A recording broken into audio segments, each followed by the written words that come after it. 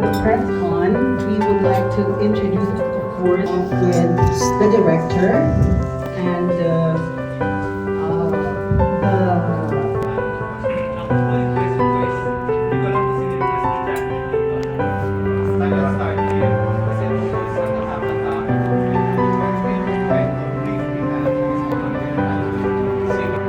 Hindi ko pang 84.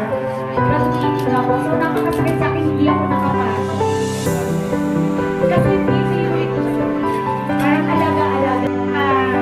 Na-achieve ko yung, right now, I'm a service and president of Makati Ladies House. So, parang kaya ko na tumayo as a leader na talagang pinilalaban ko na alam kong mali. Tsaka hindi ko na papalagpasin yung mga tao na yun ang pupuli sa akin, ang aaway sa akin.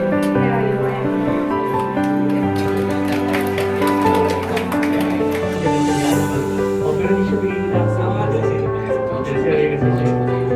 Yes, actually sa character coach, palagay ko tinawag tayo po si